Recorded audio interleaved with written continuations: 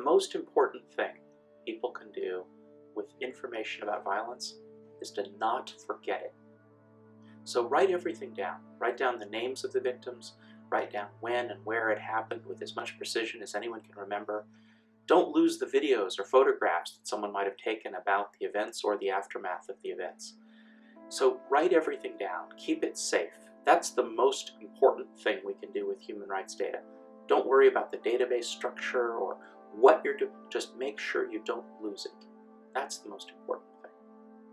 Later, we can put the information together and maybe be able to build statistical pictures of what happened in the past. Later, maybe we can put the information together with legal frameworks and maybe make cases against the perpetrators. But that's later. The first thing is don't lose the data.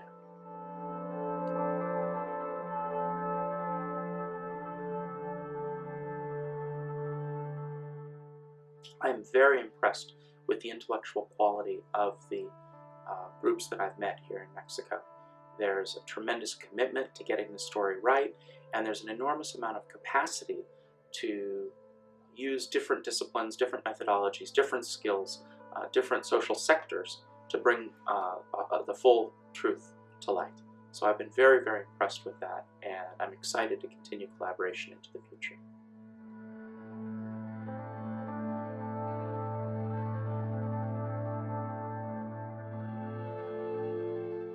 I'm going to say something somewhat contradictory, or apparently contradictory, which is don't coordinate.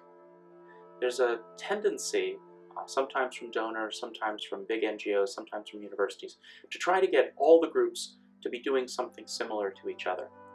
Unfortunately, what that ends up doing is closing off the heterogeneity of information that we get from the world. Our societies are complicated mixes of different political tendencies, different religions, different classes, people in different neighborhoods, different regions, and so forth.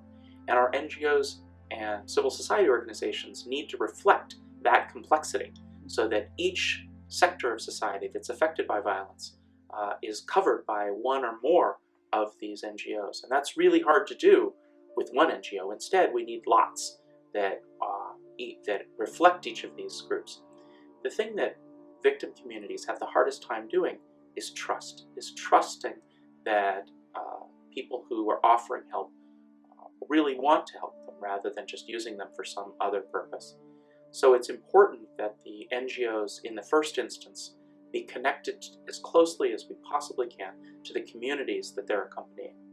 So I would say, let's foster heterogeneity, foster diversity of organizations, and not try to impose any kind of coordination upon them. That all comes later.